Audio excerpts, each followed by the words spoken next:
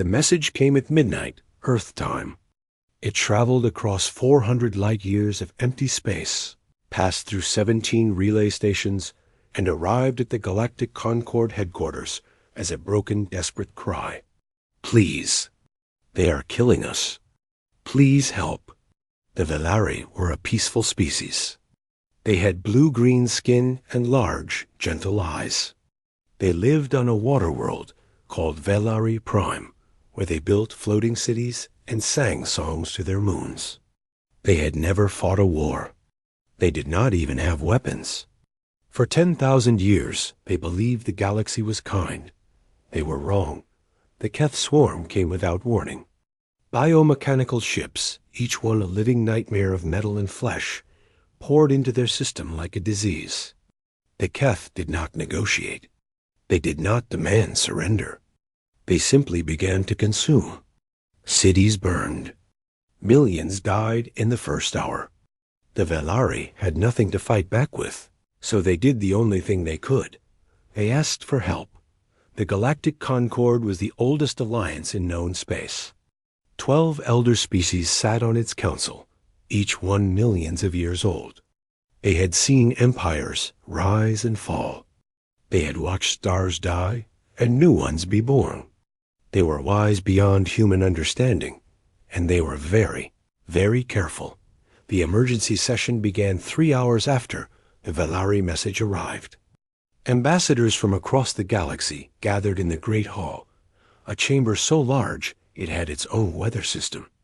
Holographic displays showed the destruction on Velari Prime, ships burning, bodies floating in poisoned oceans, children screaming for parents who would never answer. Ambassador Yoon Hana sat in humanity's seat. It was a small seat, placed at the edge of the chamber, far from the center where the elder species made their decisions. Humanity had only been part of the Concord for 60 years. In galactic terms, they were infants, newcomers. Barely worth noticing, Hana was a small woman with sharp eyes and gray hair. She kept pulled back tight. She had been a soldier once, before she became a diplomat. She still carried herself like one. As she watched the destruction on the screens, her hands tightened into fists beneath the table. The elder species spoke first. The Torani ambassador, a being of living crystal, calculated the distance to Velari space. Too far. The Methane Collective analyzed military projections. Too dangerous. The Singing Minds, a hive consciousness that had existed since before Earth's sun was born, offered their conclusion. The Velari system's lost. We must accept this. To intervene would cost more lives than we could save. This is the logical path. One by one, the elder species voted. No, no, no. 12 voices, all the same. The Velari were abandoned. Hana stood up. In 60 years, no human had ever spoken during a Concord session without being asked. The elder species turned to look at her, surprised that she existed at all. Will no one help them? She asked. Her voice was quiet, but in the great hall, it carried like thunder. The Torani ambassador flickered with annoyance. Ambassador Yoon, you do not understand. The mathematics are clear. We cannot save them without unacceptable losses to ourselves. I understand perfectly, Hana said. You have decided to let them die. We have decided to survive.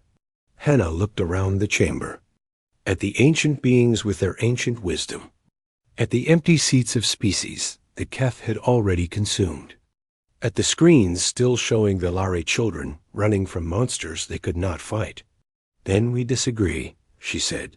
She turned and walked out of the chamber. No one tried to stop her. No one thought she mattered. 3 hours later, Admiral Kang Taiho received a message on his personal channel. He was aboard the carrier Horizon, running standard patrol operations near the outer colonies. He was 62 years old, with a face like weathered stone and eyes that had seen too much death. He had fought in the last Earth War, the one nobody talked about anymore. He knew what real combat looked like, The message was not from the Concord. It was from the United Earth Parliament, signed by every member. Admiral Kang, the Velari have requested help. The Concord has refused. Earth has not. You are authorized to render all necessary aid. Godspeed. Kang read the message 3 times. Then he called his bridge crew together. Contact every ship in the fleet, he said. Every carrier, every destroyer, every transport. Tell them to prepare for immediate departure. His first officer, a young woman named Beek Soo-jin, looked at him with wide eyes. Sir, the entire fleet? Where are we going? Velari Prime. But sir, that's in Concord restricted space. We don't have authorization. Earth has authorized us, Kang said. That's all the authorization we need. Within 6 hours, humanity's entire active military was in motion. 47 warships, 200 fighters, and 30,000 soldiers began their journey toward a planet most of them had never heard of, to save a species they had never met. The Concord noticed. Of course they noticed. A fleet of warships crossing their space was impossible to miss. Messages flooded Earth's communication channels. What are you doing? Stop immediately. You have no authority. This is not how the Concord works. Earth did not respond. On the horizon, Kang stood at the observation window and watched the stars streak past. Behind him, his crew worked in focused silence, preparing for a battle they knew would be terrible. Beside him, Captain Beek Soo-jin studied tactical data on the Keth swarm. They've never been defeated, she said quietly. Every species they've attacked has been destroyed. Kang nodded. I know. We might not survive this. I know that too. Soo-jin was quiet for a moment. Then she asked the question that everyone was thinking. Why are we doing this, sir? The Velari aren't our allies. They aren't our friends. Most humans don't even know they exist. Kang turned to look at her. His face was calm, but his eyes held something fierce and old. Because they asked for help, he said. And no one else answered. Back at Concord headquarters, a confused diplomat found Ambassador Yoon Hannah packing her belongings. She was returning to Earth, her work here apparently done. Ambassador, please explain, the diplomat begged. What is humanity doing? This action is unprecedented. You could face sanctions. Expulsion from the Concord. War. Hannah smiled. It was not a happy smile. It was the smile of someone who had made a choice and would live with the consequences. You said no, she replied simply. We said yes. She walked away, leaving the Concord to wonder what they had unleashed. Across the galaxy, 47 warships raced toward Velari Prime, carrying 30,000 humans who had decided that some things were worth dying. For the Velari had asked for help, and humanity had answered. Human fleet moved through Concord space like a storm that refused to stop. Checkpoint stations sent warnings. Patrol ships demanded identification. Communication channels filled with threats and demands. The fleet ignored them all. Admiral Kang Tae-ho sat in his command chair and watched the chaos unfold on his screens. 17 different species had sent formal protests. The Concord Council had issued 3 separate orders for him to stop. Earth's communication channels were overloaded with angry messages. He ordered his communications officer to mute them all. Sir, his first officer said carefully, the Torani are threatening to block our path with their defense grid. Kang didn't blink. Tell them to try. The Torani did not try. No one did. They had seen the human ships now, really seen them. Not the small patrol vessels humanity usually showed the galaxy. The real ships. The ones they had been building in secret for 60 years. Dreadnoughts 3 kilometers long, covered in weapons that the Concord had never approved. Carriers holding fighter squadrons trained for wars that had never happened. Destroyers designed not for defense, but for hunting and killing. These were not peacekeeping vessels. These were instruments of war. The galaxy had thought humanity was weak. They had been wrong. On the carrier horizon, General Park Yuri addressed her soldiers. She was a tall woman with short gray hair and a scar that ran from her left ear to her chin. She had earned that scar in the last Earth War, holding a position for 3 days after everyone else had died. She did not give speeches. She gave facts. The Velari are a peaceful species, she said, her voice carrying through the massive hangar bay where 3,000 Marines stood at attention. They have never hurt anyone. They sing songs and build gardens and raise their children in cities that float on endless oceans. They have done nothing wrong except exist in a galaxy that does not protect the innocent. She paused, letting her words settle. The Keth are killing them. Right now, as I speak, Velari are dying.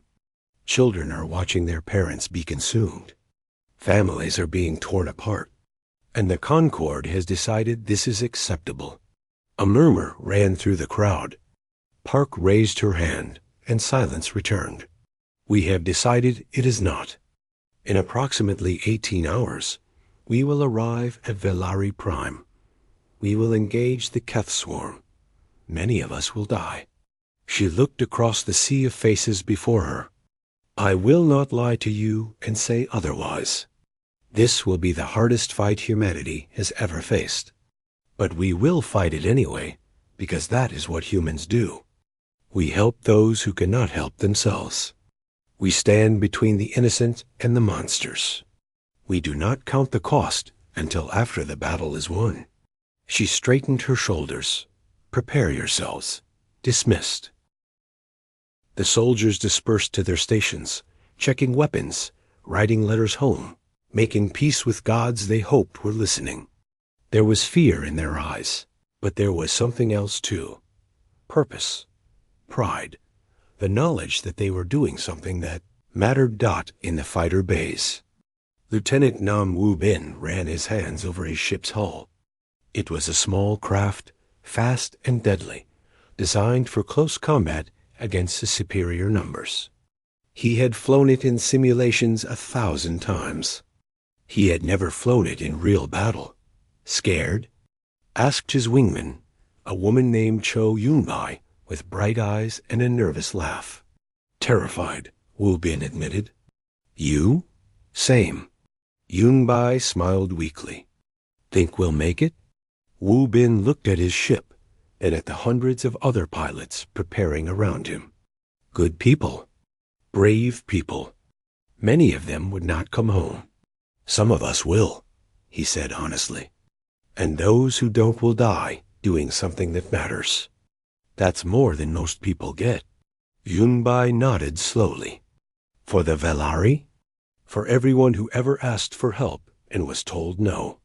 Across the fleet, similar scenes played out. Engineers checking weapon systems they hoped would never fail. Medics preparing for casualties they prayed would not come. Captains reviewing battle plans they knew would not survive contact with the enemy. Everyone knew what was coming. Everyone was afraid.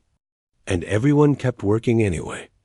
On the bridge of the destroyer Indomitable, Captain Beek Su Jin studied the latest intelligence on the Keth swarm.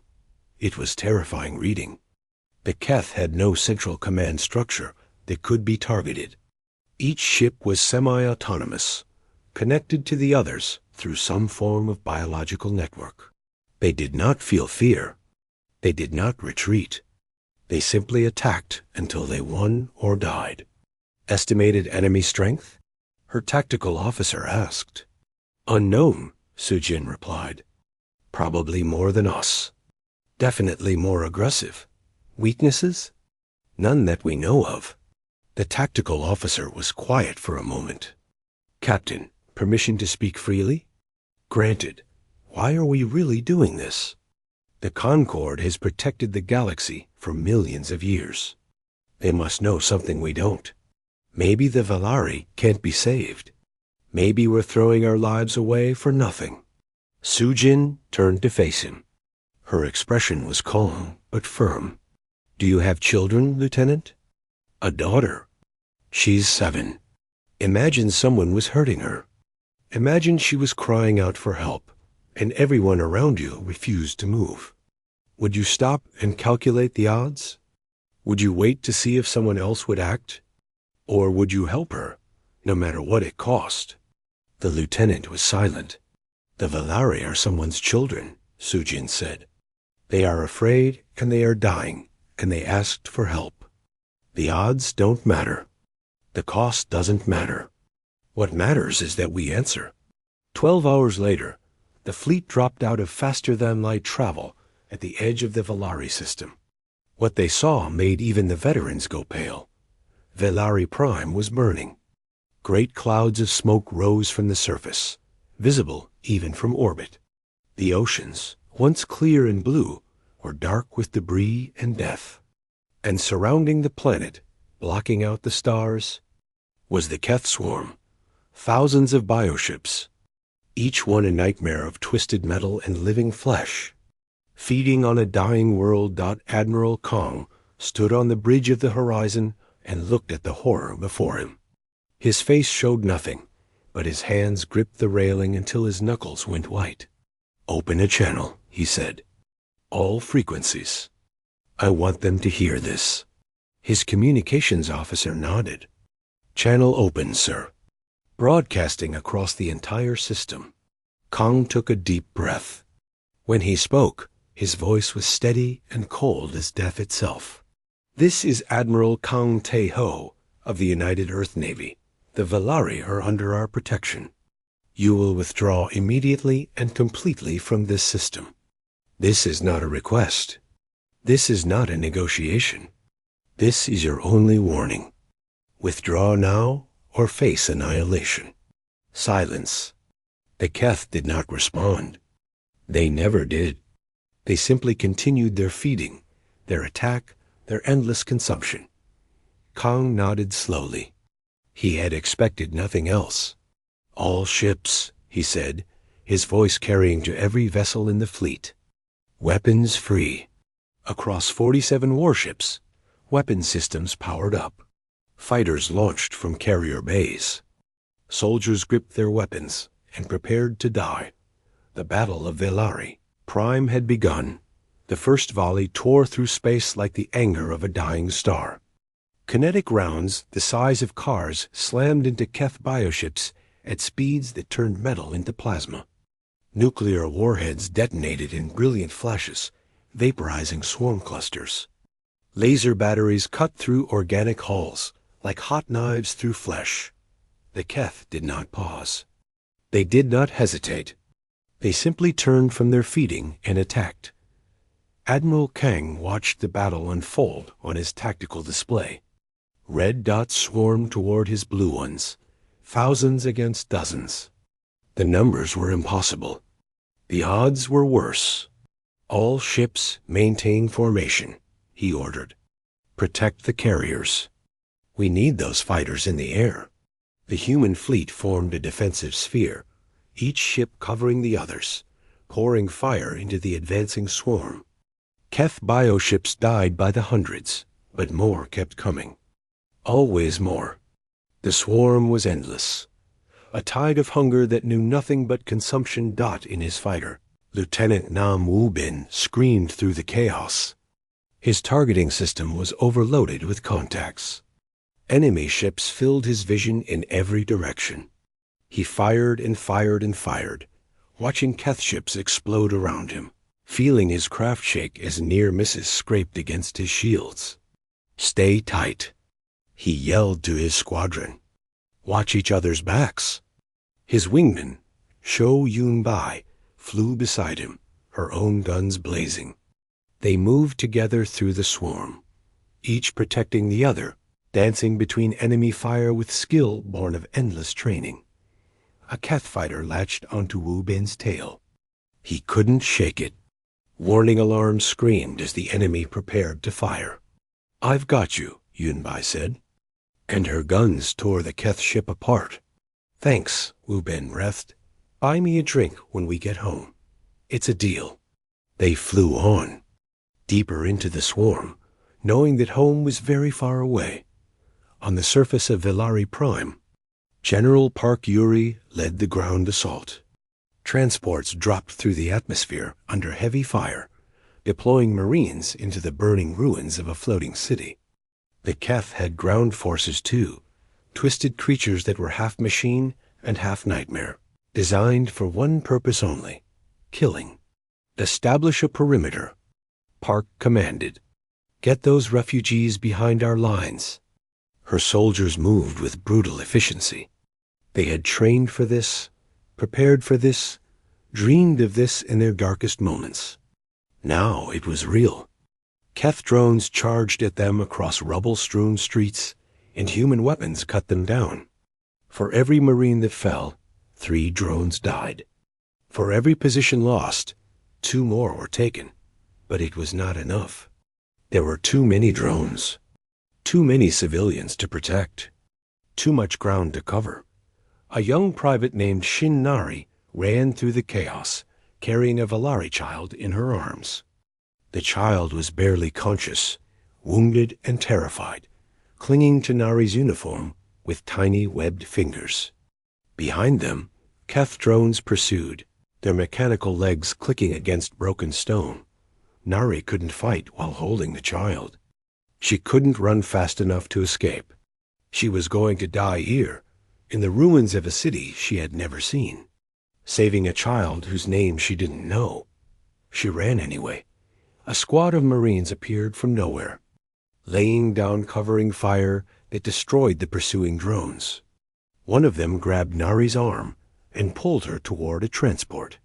"Move, move, move." They made it to the ship just as its engines fired. The transport lifted off, leaving the ruined city behind.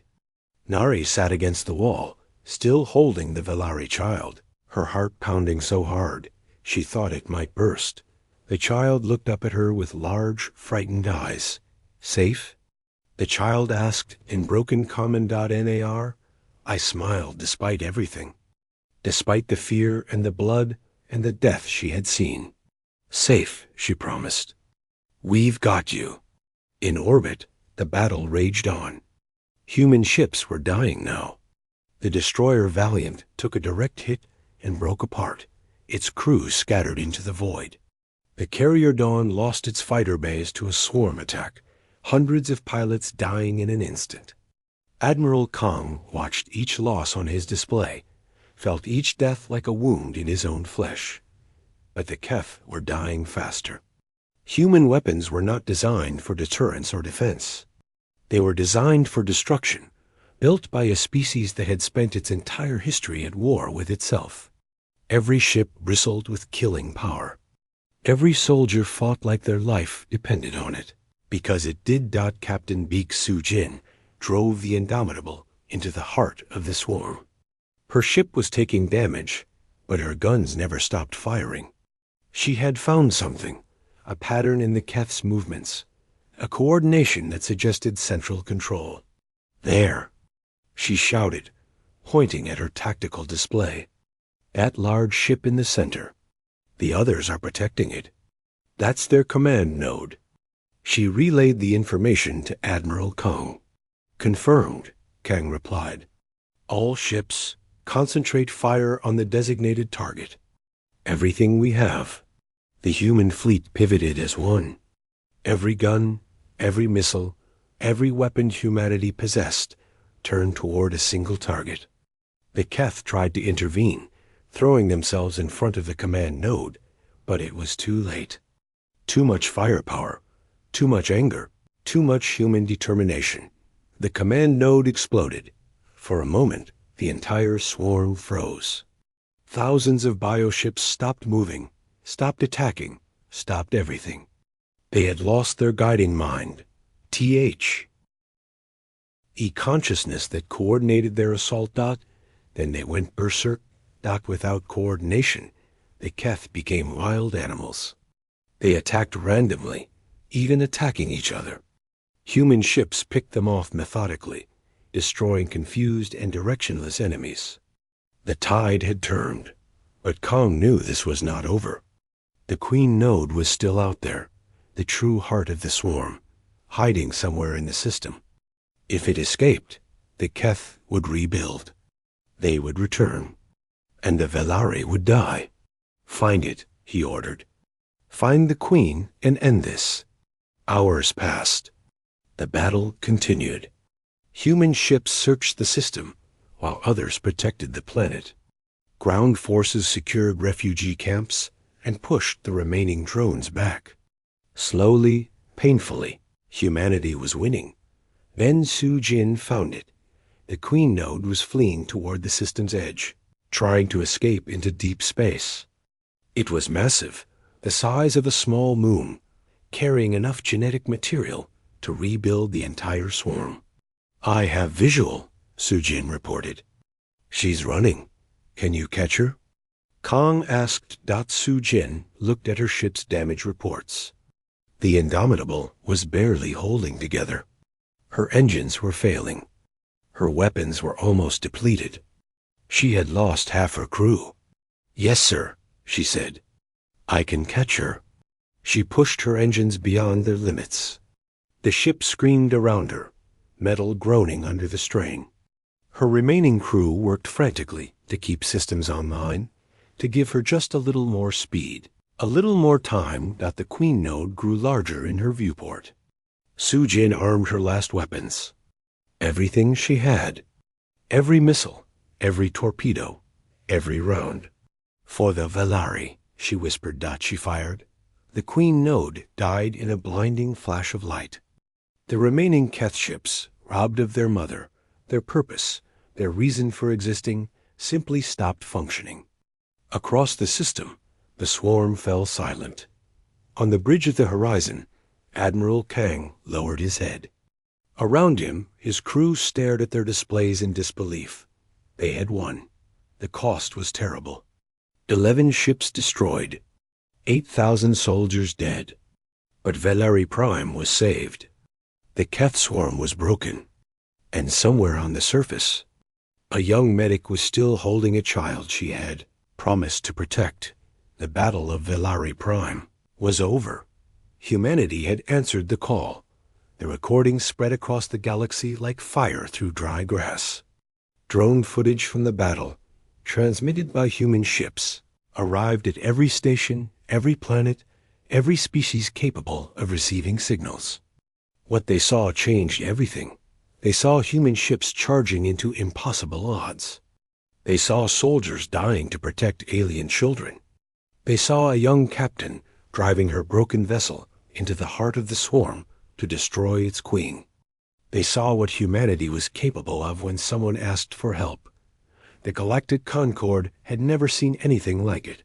On Concord Station, the elder species gathered in emergency session. The Great Hall, usually a place of calm deliberation, hummed with fear and confusion. For the first time in a million years, something had happened that they did not predict, did not control, did not understand. The Terani ambassador was the first to speak, his crystalline form flickering with agitation. This is unacceptable. Humanity acted without authorization. They crossed restricted space. They engaged in warfare without Concord approval. They also destroyed the Keth swarm, another ambassador replied quietly. Something no species has ever done. Silence fell across the chamber. The Keth had been a terror for 300,000 years. They had consumed 17 civilizations, including 2 founding members of the Concord itself. Every attempt to stop them had failed. Every battle had ended in defeat. Until now. How? The Terani demanded. How did they do this? They are infants, children. They have been part of spacefaring civilization for barely 2 centuries. A holographic display activated, showing recordings from human ships. Not just the battle, but the preparation. Training exercises where human soldiers fought for 18 hours without rest. War games where commanders sacrificed themselves to save their subordinates. Weapons tests that made even the ancient Torani architecture seem primitive. They have been preparing for war, the Methane Collective observed, since the day they joined the Concord. Perhaps before. They built weapons they never showed us. Ships we never knew existed. An army we never suspected. Why? Ambassador Yoon Hana entered the chamber. She walked slowly, her footsteps echoing in the sudden silence. She looked tired, older than she had before. But her eyes held the same steel they always had. Because we remember, she said. The elder species turned to face her. Some with fear, some with anger, all with a new respect they had never felt before. Remember what? The Torani asked what it means to be helpless. Hana stopped in the center of the chamber, alone before the most powerful beings in the galaxy. Humanity's history is written in blood. We have been conquered and enslaved and nearly destroyed more times than we can count. We know what it feels like to cry out for help and receive nothing but silence. She looked around the great hall, at the ancient beings who had decided to let the Valari die. When we joined the Concord, we hoped we would never need to fight again. We hoped the galaxy would be better than our own past. But we were not foolish enough to believe it. So we prepared, quietly, secretly. We built ships that could fight gods. We trained soldiers who would rather die than retreat. We made ourselves ready for the day when someone would ask for help and no one else would answer. The singing minds spoke, their voices echoing from everywhere and nowhere. You hid this from us. You deceived the Concord. Yes, Hannah admitted without shame. We did. Why should we trust you now? You shouldn't. Trust is earned through actions, not words. We have shown you what we are capable of. Now you must decide what to do about it. In the days that followed, the galaxy watched the aftermath of the battle. Human ships remained at Valari Prime, helping rebuild what had been destroyed. Soldiers who had been killing Keth drones now worked beside Valari civilians, clearing rubble, distributing food, treating the wounded. Admiral Kang Tayo walked through a refugee camp, surrounded by Valari survivors. They reached out to touch him as he passed, their large eyes filled with tears and gratitude. Some spoke words and languages he did not understand. Some simply held his hands and wept. He stopped at a small shelter where an elderly Valari sat alone. She was thin and frail, clearly injured in the attack. But when she saw Kong, she smiled. You came, she said in broken common. We called and you came. Kong knelt beside her, this ancient being from a species he had never known existed until 2 weeks ago. I'm sorry we couldn't come sooner, he said. I'm sorry we couldn't save more of your people. The Valari reached out and touched his face with a trembling hand. You came, she repeated. That is enough. That is everything. Recordings of these moments spread as widely as the battle footage. The galaxy saw human soldiers sharing their rations with hungry refugees. They saw human medics working through the night to save Valari lives. They saw Admiral Kong carrying a wounded child to a medical transport, his ancient warrior's face wet with tears. This was not what the galaxy expected from humanity. They had assumed humans were simple, primitive, violent. Useful perhaps in a fight, but lacking the sophistication of truly advanced species. They had been very wrong. Messages began arriving at Earth, not from the elder species, not from the Concord, from the smaller civilizations, the younger races, the forgotten peoples who lived at the edges of galactic society, species who had been ignored by the Concord for centuries, peoples who had faced threats and received no help. They did not send demands or complaints. They sent thanks and offers of friendship. The Valari are not alone, wrote the ambassador of a tiny aquatic species called the Rithani. We too have been abandoned by the Concord. We too have watched the elder species calculate our lives as acceptable losses. But now we see that there is another way. There is another choice. Humanity has shown us what true allies look like. Back at Concord Station, the elder species deliberated for weeks. What should be done about humanity? Some wanted sanctions, punishments, restrictions. Others argued for a new relationship, a recognition of humanity's obvious capabilities. A few quietly suggested that perhaps the Concord itself needed to change. Finally, a delegation was sent to meet with Ambassador Hana. The Tarani spoke for them all. The Concord has decided to issue a formal warning to humanity. Your actions, while effective, were unauthorized and dangerous. Such independent action cannot be permitted to happen again. Hannah listened politely. Then she smiled. With respect, Ambassador, your warning is noted and ignored. The Tarani flickered with shock. You cannot simply ignore. We can and we will. The Concord chose to let innocent people die. We chose to save them. If that makes us enemies of your order, so be it. But understand this. We will not ask permission the next time someone cries out for help. We will not wait for your calculations and debates. We will answer. Always, no matter what it costs. She stood and walked toward the door, then paused. The galaxy is changing, Ambassador. You can change with it, or you can be left behind. The choice is yours. She left them there, the ancient rulers of the galaxy, staring at each other in confusion and fear. The universe they had controlled for so long was slipping from their grasp. A new power had risen, young and fierce, and utterly unafraid. Humanity had sent a message that every species in the Galax would remember. When you asked for help, they answered dot, and they would never stop. 6 months had passed since the Battle of Velari Prime. In that time, the galaxy had changed more than it had in the previous 10,000 years. The ceremony was held on Velari Prime itself, in a great floating hall that had been rebuilt from the ruins. Representatives from 12 species attended, none of them elder species. These were the young races, the forgotten peoples, the civilizations that had lived in fear for too long. And at the center of it all stood Ambassador Yoon Hana and Elder Priestess Ilya of the Velari. With this treaty, Ilya said, her voice carrying across the silent hall, the Velari people pledge eternal friendship with humanity, not as servants or dependents, but as equals.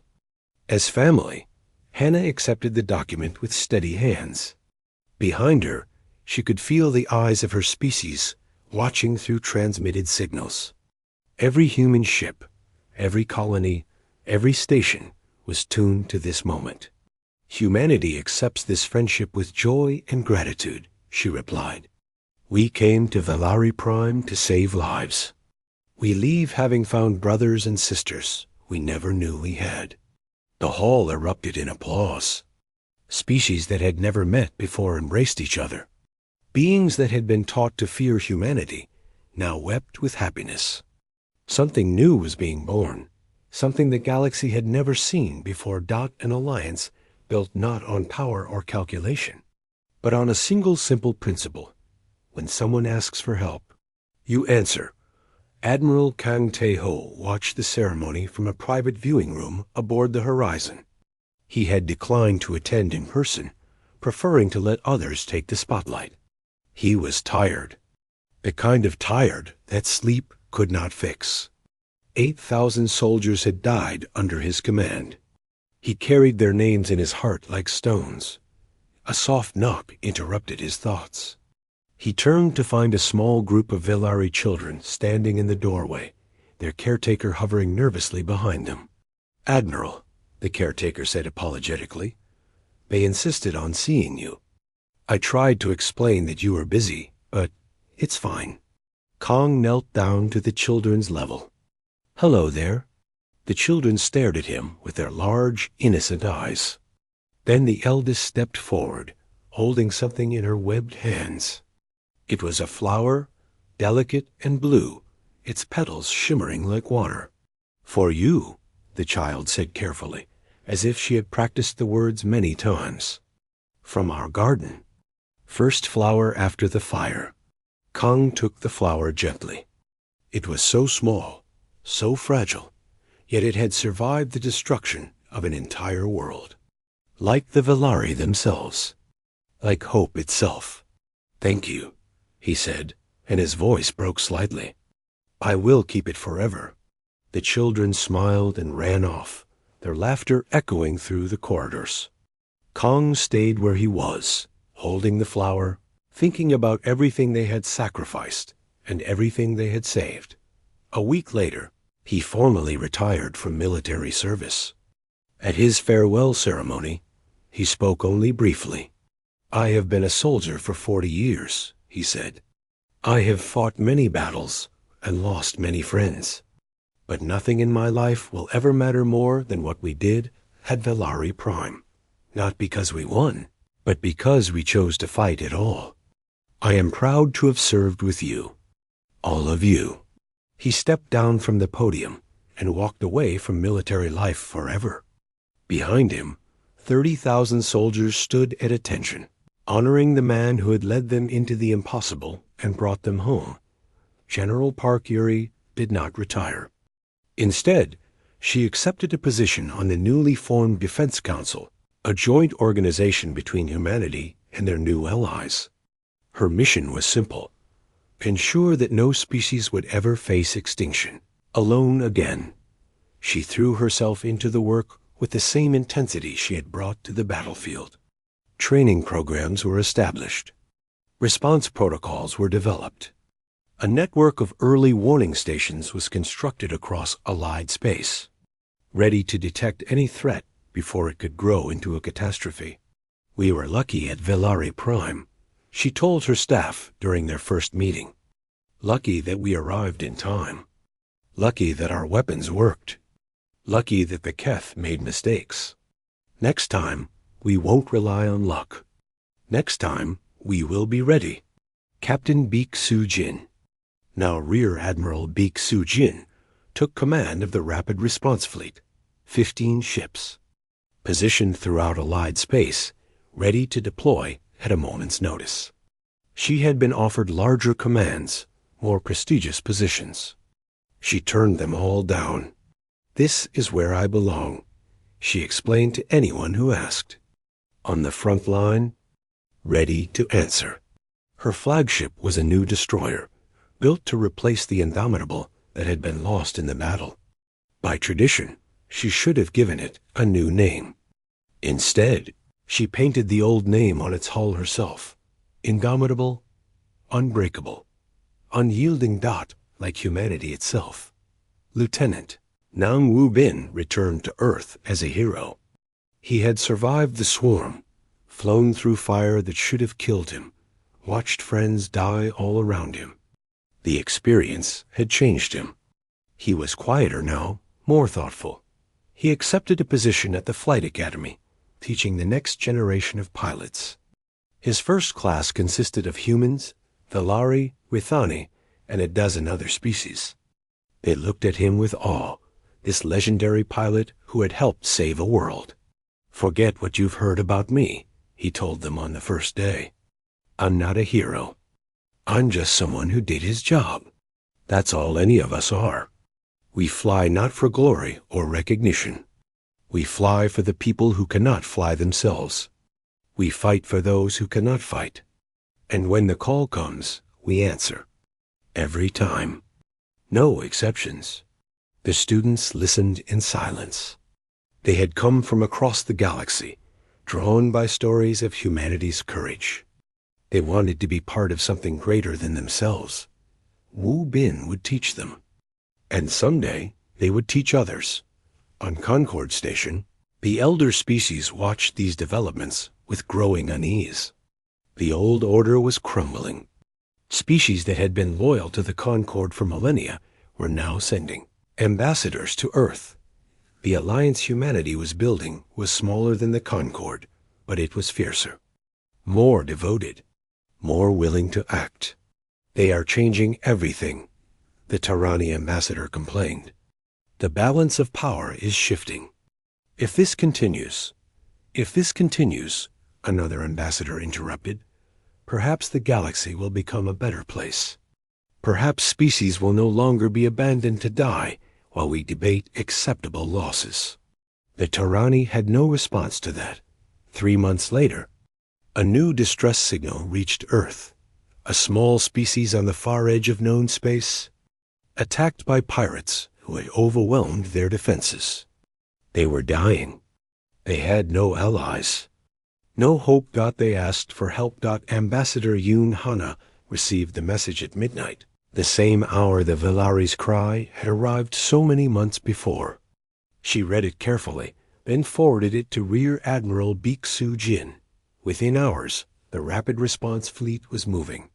15 ships racing toward the edge of the galaxy. Soldiers preparing for battle. Pilots checking their fighters. Everyone ready to do what humans had always done. Answer the call. Hannah stood at her window, watching the stars. Somewhere out there, people were afraid. People were dying. People were crying out to a galaxy that had always ignored them. But not anymore. She thought about everything humanity had accomplished. The battles won. The alliances formed. The lives saved. It was not enough. It would never be enough. There would always be more calls, more crises, more innocents who needed protection. And humanity would always answer. That was who they were. That was who they had always been. A species that remembered what it meant to be helpless and refused to let others suffer that fate. A people who did not count costs or calculate odds. A civilization that heard someone crying for help and simply said yes. The galaxy had learned a lesson it would never forget. When you asked humanity for help, they did not send observers. They did not write reports. They did not debate acceptable losses. They came with fire and fury, an unbreakable will. They came for strangers they had never met. They came for species they would never fully understand. They came because someone was hurting and someone needed to help, and they would keep coming for as long as the stars burned and the void remained cold, because that was what humans did. They answered God always,